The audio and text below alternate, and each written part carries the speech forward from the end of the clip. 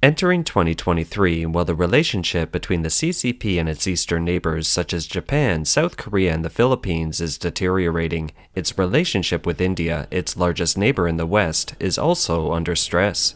In May of 2023, China and India expelled each other's journalists. The Wall Street Journal reported on May 30th that India and China expelled each other's journalists, all but cutting off media contact between the two sides.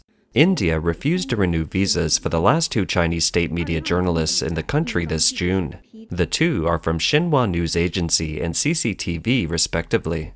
They have left India after their visas expired. There are no Chinese journalists in India now, possibly for the first time since at least the 1980s, some people familiar with the matter said.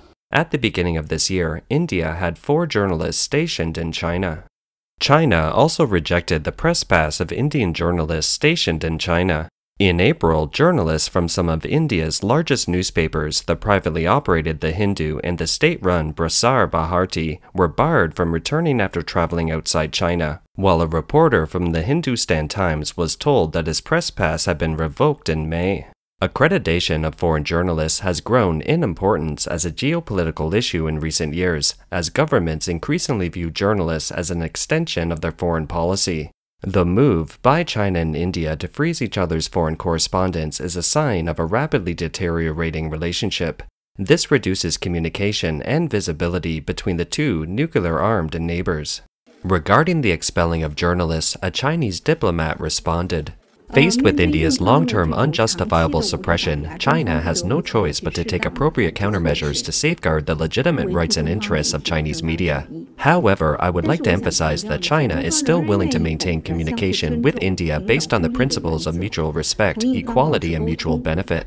Relations between the two countries have taken a sharp turn for the worse since June 2020, when deadly clashes broke out along the disputed China-India border. Indian Foreign Minister S. Jaishankar has repeatedly stated that relations between the two countries cannot return to normal until peace is achieved on the common border. In addition, India has also expelled Chinese mobile applications. India has banned dozens of Chinese mobile apps, including TikTok, WeChat, and other global hits from China, effectively locking them out of the fast-growing Indian market. In another recent event, China said that it's opposed to a G20 tourism meeting from May 22nd to 24th in the disputed territory of Kashmir in India and will not attend. India, which holds the chair of the G20 this year, has organized a series of meetings across the country in the run-up to the summit in New Delhi in September. Chinese Foreign Ministry spokesperson Wang Wenbin said, China is firmly opposed to holding any kind of G20 meetings in disputed territory and will not attend such meetings. Now, let us review the starting point that led to the deterioration of the relationship between China and India, the issue of territorial disputes, and discuss whether a war between China and India will break out. In 2019, India split the Muslim-majority state of Jammu and Kashmir to create the two federal territories of Jammu and Kashmir and Ladakh. A large chunk of Ladakh is under Chinese control. Ties between New Delhi and Beijing have been strained since a military clash in Ladakh in 2020, in which 24 soldiers were killed. Srinagar, the summer capital of Jammu and Kashmir, will host a meeting of the Tourism Working Group for G20 members on May 22nd to 24th. Kashmir is claimed in full but ruled in part by nuclear-armed neighbors India and China ally Pakistan, which has also opposed India's decision to hold a G20 meeting in Kashmir. India has countered the objection, saying it is free to hold meetings on its own territory. It said peace and tranquility on its border is essential for normal ties with China. This is not the first time China and India have gone head-to-head. In the past 2 or 3 years, there have been many armed conflicts between China and India. When did the conflict between the two countries begin? It was the Sino-Indian War of 1962. As for this territorial war, one possibility was to negotiate first, but China launched a sudden large-scale war. What is the reason for this? Border disputes between China and India have a long history. The disputed border shared by China and India is about 3,400 kilometers long and is neither defined on maps nor marked on inaccessible mountainous and glacial terrain.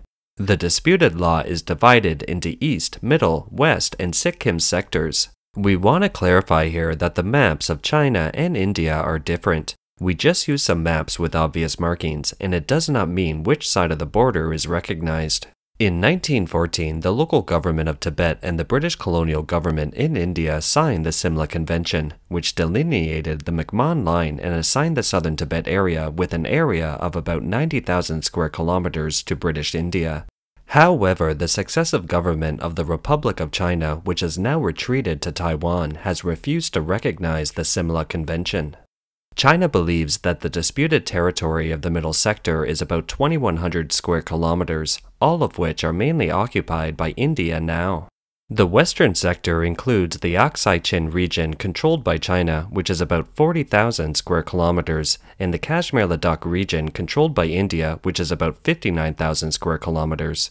The two regions are connected. After India gained independence in 1947, it began to seize disputed areas along the border. In 1954, the Indian government comprehensively revised the official map and continued to encroach on the disputed areas in the eastern, middle, and western sectors of the Sino-Indian border, crossing the McMahon Line and advancing northward. Sino-Indian border conflicts were on the rise. In 1962, China experienced the Great Chinese Famine, the Great Leap Forward in the People's Commune, which can be said to be the biggest disasters in Chinese history, when tens of millions of people died. A part of the top CCP bureaucracy therefore held Mao Zedong, the party leader at the time, accountable. Therefore, Mao Zedong needed to regain the party's prestige and control. Fighting wars was a way to establish prestige and consolidate power in the army, so he looked at the Sino-Indian border. That is to say, for a CCP leader, he could solve his own personal needs, restore prestige, and establish the image of a global leader by the Sino-Indian border. So Mao asked the commander of the Tibet military region to fight the battle. Under the sudden attack from China, the Indian army was undoubtedly defeated. The two sectors of Chinese territory occupied by the Indian army in the east and west were basically transferred to the control under the CCP army. Among these territories, the southern Tibet area in the eastern sector is very rich. It has a mild climate, abundant rainfall, and lush forests. The environment and area are similar to those of Zhejiang province and is known as the south of Tibet. The Aksai-Chin area in the west was an uninhabited area at the time.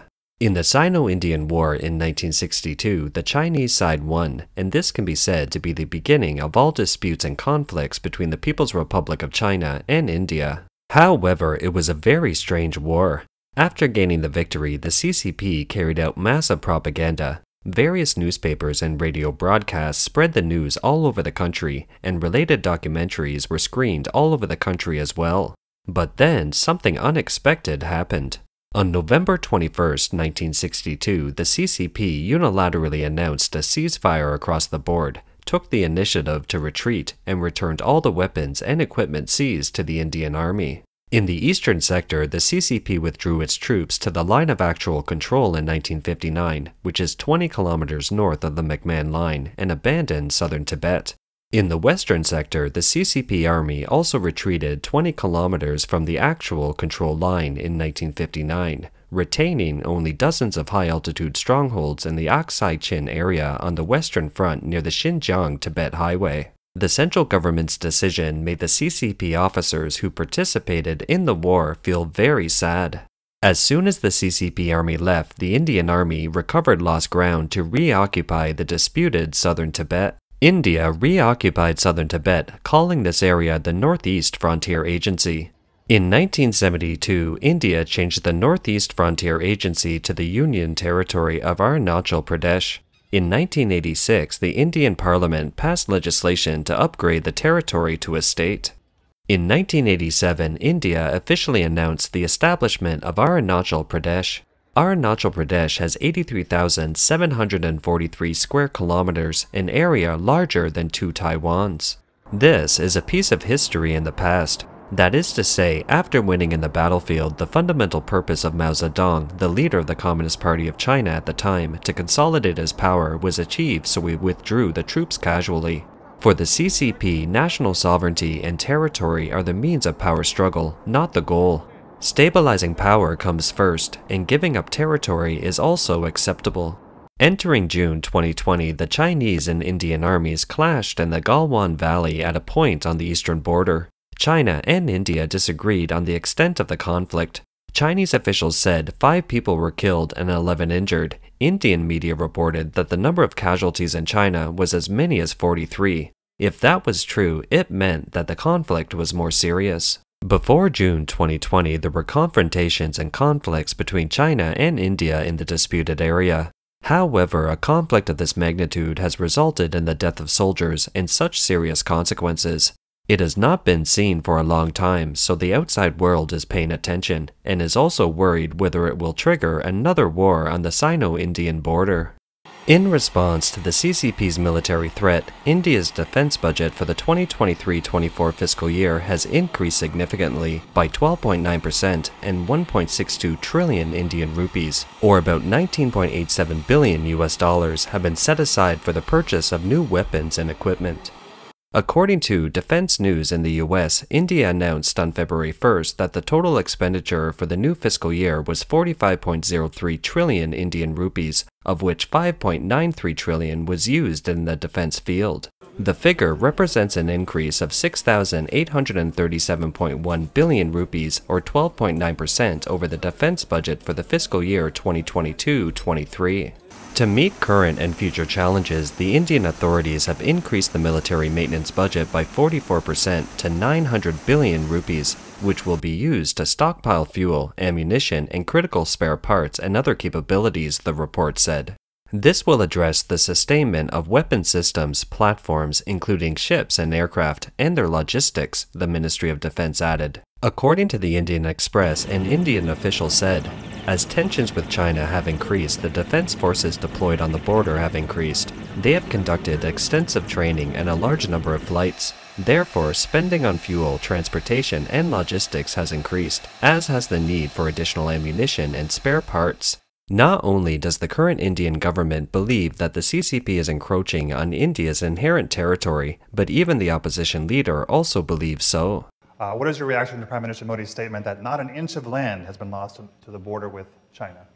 And can you talk about India's relationship with China and how it's changing? I mean, the fact of the matter is China is occupying our territory. It's an accepted fact. I think 1,500 square kilometers, land the size of Delhi, is occupied by them. And I think, it's absolutely unacceptable. Prime Minister seems to believe otherwise. I don't know. I mean, maybe he knows something we don't know. The most recent Sino-Indian conflict was late last year. It caused the Indian people to become furious and burn Chinese products. This year, India was a guest at the G7, which was held in May from the 19th to 21st. One of the topics of the meeting was to discuss how to deal with the huge challenges posed by Russia's invasion of Ukraine and tensions with China, especially in Taiwan, and the economic security aspect. The Chinese government has been promoting its own institutional advantages inside, and it has also relied on its own population advantages to attract foreign investment and belittle other countries. However, the population advantage that China has always been proud of was also surpassed by India not long ago. India is projected to overtake China as the world's most populous country during the current month, April of 2023. China's population reached its peak size of 1.4 million in 2022 and has begun to decline. Projections indicate that the size of the Chinese population could drop below 1 billion before the end of the century. In India, by contrast, the population is expected to continue growing for several decades. The main driver of these trends is the fertility level in the two populations. In 2022, China had one of the world's lowest fertility rates, which was 1.2 births per woman on average over a lifetime. India's current fertility rate, which is at 2.0 births per woman, is just below the replacement threshold of 2.1, which is the level required for population stabilization in the long run in the absence of migration. The frequency of conflict between China and India is increasing. Looking back at 1962, history seems to be repeating itself for the current CCP leader. The CCP has encountered a high degree of isolation internationally, the domestic economy is in recession, and the society is unstable.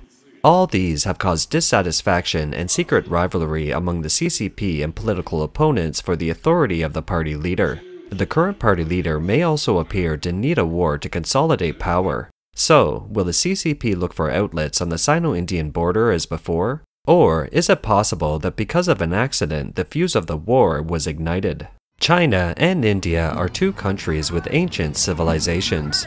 Both China and India have suffered from foreign aggression since modern times.